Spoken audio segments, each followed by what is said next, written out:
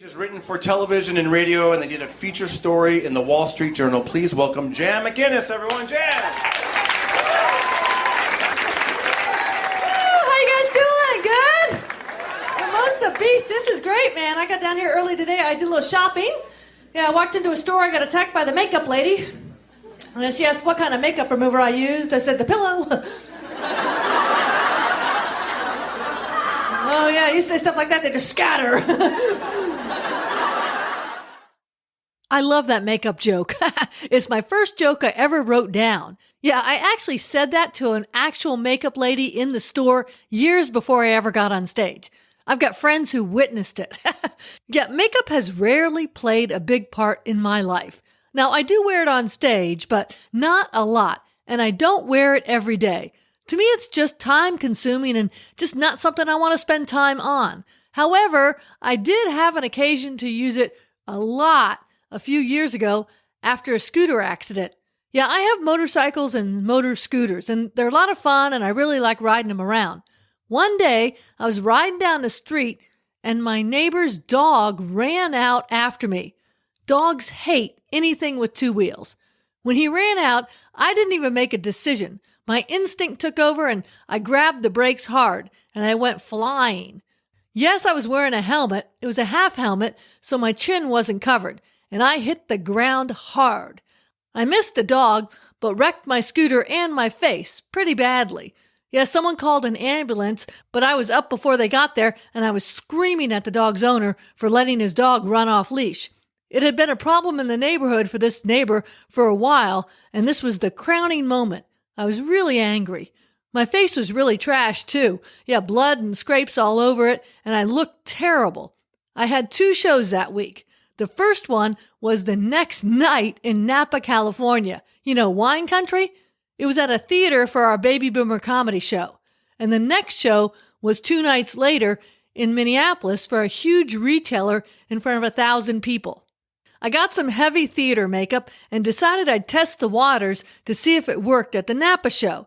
This show was important, but it wasn't as huge as the retailer show, so Napa would be a good test.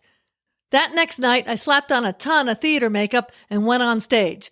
I asked my friend who does the shows with me, Kent Rader, to go into the audience during my set and see how I looked. I knew up close you could tell my face was a mess, but I was hoping that with the lights and being far away from the audience and with the makeup that it wouldn't be too noticeable. The only other big thing was that my mouth didn't move very well. Yeah, I could talk okay, but my smile was kind of crooked because I couldn't lift up one side of my mouth. But, no one in the audience knew how I smiled anyway before the accident, so I figured just let them think I have a weird smile. And it worked. Kent said that I looked fine, and you really couldn't tell much aside from the weird smile thing. So I headed on to the next show. Now, I hadn't told the agent about my face because I didn't want to panic him, and I wanted to test out the makeup at the Napa show. So that morning when I met with him for breakfast, I purposefully didn't wear any makeup. I wanted him to see my full face. Yeah, he was a little shocked, but we discussed it. I told him that, hey, it looked fine from the stage 2 nights earlier, and that I put makeup on for the sound check. And if he still didn't like it when he saw me at the sound check, we'd have time to go get a makeup artist. I knew he knew some people in town and could probably help me out. Or worst case, I'd run over to Macy's and hunt down the makeup lady myself. After breakfast, I put the makeup on and met him and the client. We told the client about my face. Now, he probably noticed it already, but I assured him again that it would be fine, but not to put a close-up of me on the IMAG screen. Just do a full body shot. And it worked. When I got off stage from the sound check, everyone was thrilled at how well it looked. And that night, my show rocked and my face looked fine, except for my weird smile. My takeaway tip from this is, don't give others information that causes them to panic. Yeah, I purposefully didn't tell the agent about my face because I knew it could be fixed. And I had a backup plan to find a makeup lady. If I had told him over the phone, he probably would have thought up all sorts of scary visions in his head and probably would have replaced me for no reason. So don't give people information that causes them to panic. A good tip for the times we're going through now.